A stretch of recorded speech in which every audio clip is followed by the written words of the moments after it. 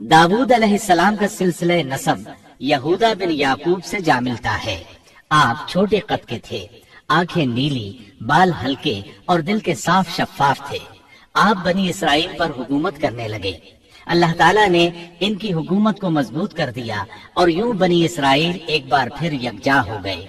अल्लाह ताला ने आप पर बहुत से मोजज़ात जाहिर फरमाए। आप पर एक किताब भी नाजिल हुई जिसे ज़बूर के नाम से जाना जाता है। अल्लाह ताला सूरत निसा आयत 163 में फरमाते हैं, हमने दाऊद को ज़बूर अता फरमाई। आप तमाम इंसानों से ज्यादा खूबसूरत आवाज वाले थे। सही बुखारी की एक हदीस में है कि एक मर्तबा रसूलुल्लाह सल्लल्लाहु अलैहि वसल्लम ने अबू मूसा अशअरी रजी अल्लाह अन्हु को कुरान मजीद की तिलावत करते सुना। उनकी आवाज बहुत खूबसूरत थी। आप उनकी क़िराअत तवज्जुह से सुनने लगे। फिर आपने फरमाया, ए अबू मूसा, तुझे दाऊद अलैहिस्सलाम जैसी बेहतरीन आवाज अता की गई है। अल्लाह ताला ने आपकी आवाज को भी एक मौजज़ा बना दिया, और वो ऐसे कि जब दाऊद अलैहिस्सलाम ज़बूर की तिलावत करते तो पहाड़ उसको सुनकर आपके साथ तस्बीह शुरू कर देते, और जब परिंदे ये आवाज सुनते तो उनके पास आकर अपनी गर्दनें झुकाकर बैठ जाते और तस्बीह में उनके साथ शामिल हो जाते, अपनी जगह से हरकत भी न करते।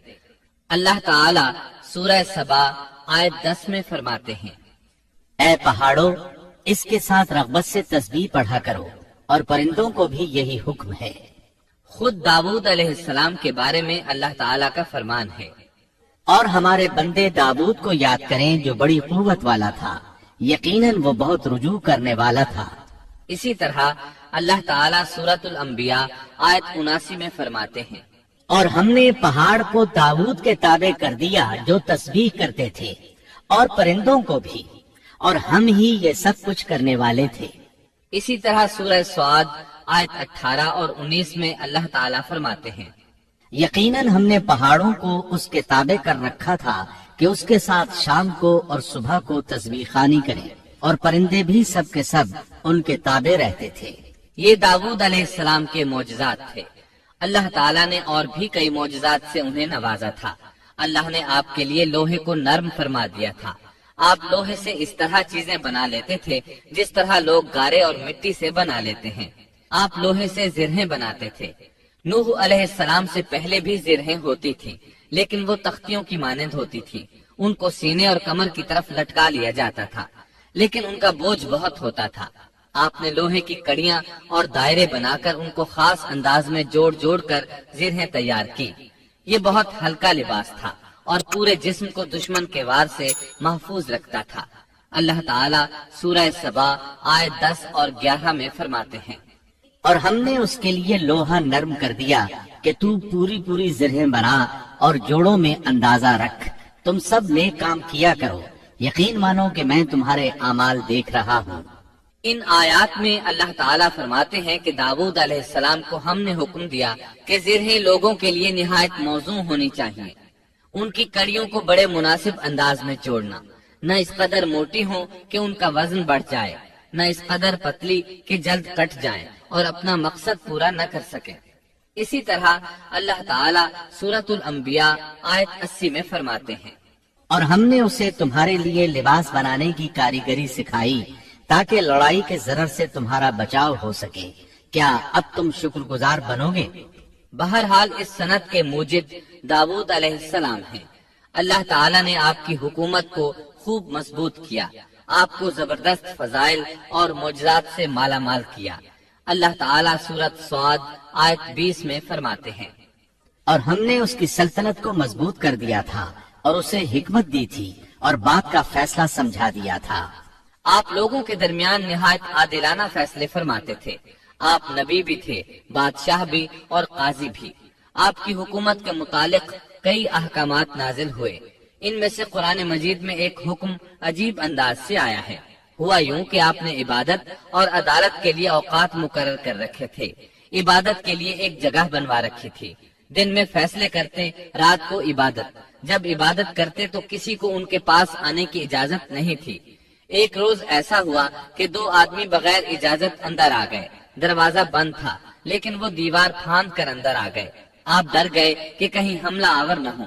اللہ تعالیٰ سورۃ صاد آیت 21 اور 22 میں فرماتے ہیں، اور کیا تجھے جھگڑا کرنے والوں کی بھی خبر ملی جبکہ وہ دیوار پھاند کر محراب میں آ گئے؟ جب یہ داؤد کے پاس پہنچے تو وہ ان سے ڈر گئے۔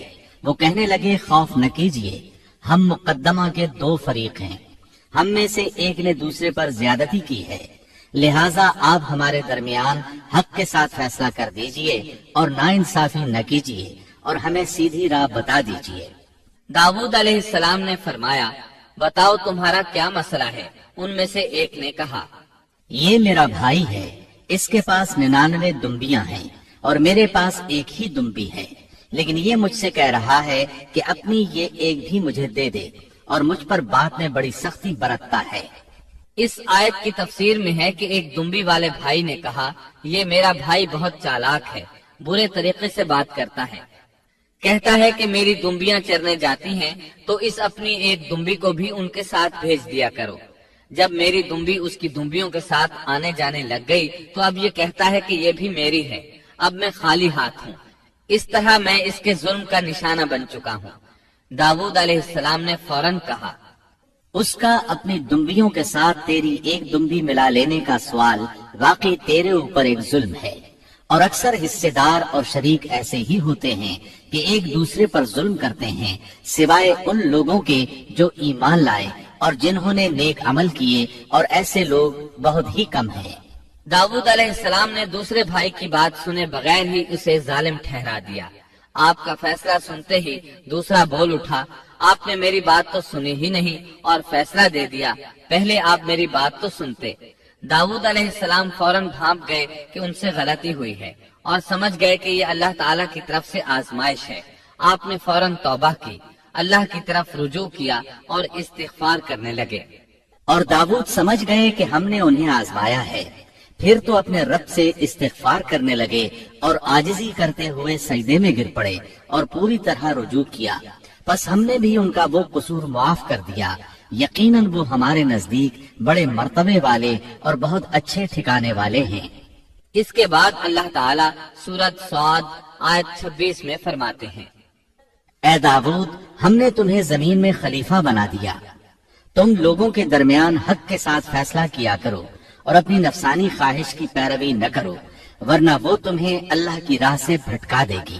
یقیناً جو لوگ اللہ کی راہ سے بھٹک جاتے ہیں ان کے لیے سخت عذاب ہے، اس لیے کہ انہوں نے حساب کے دن کو بھلا دیا ہے۔ اس طرح داؤد علیہ السلام اللہ تعالیٰ کے اس فرمان کے مطابق فیصلے کرنے لگے۔ اللہ کے ہاں ان کا احترام اور اکرام اور بڑھ گیا۔ آپ کثرت سے روزے رکھتے اور خوب عبادت کرتے۔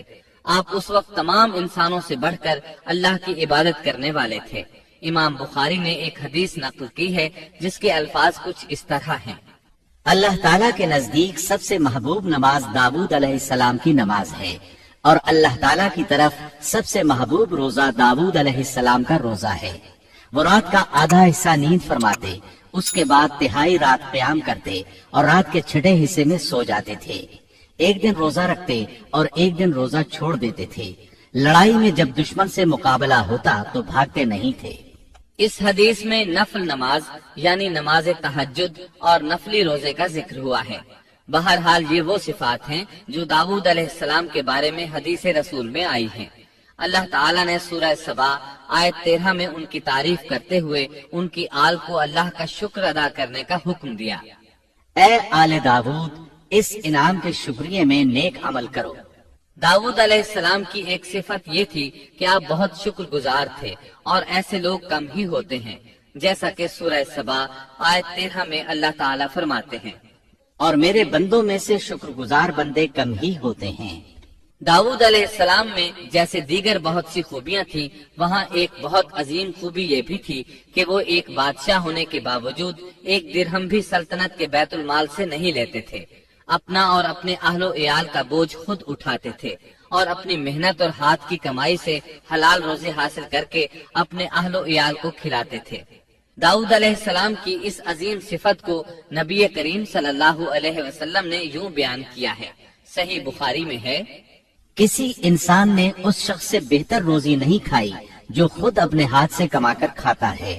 اللہ کے نبی داؤد علیہ السلام بھی अपने हाथ से काम करके रोजी खाया करते थे।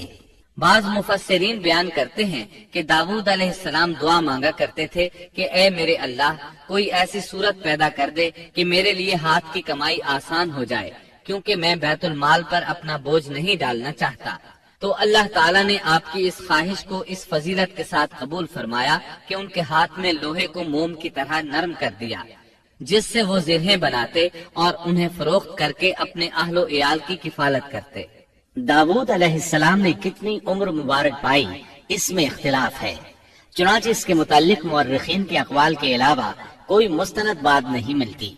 अब्दुल्लाह बिन अब्बास रज़ियल्लाहु अन्हुमा फरमाते हैं कि दाऊद अलैहिस्सलाम की वफात हफ्ते के दिन अचानक हुई।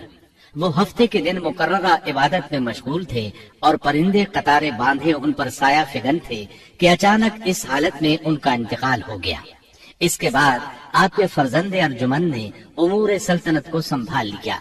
ये सुलेमान अलैहिस्सलाम थे।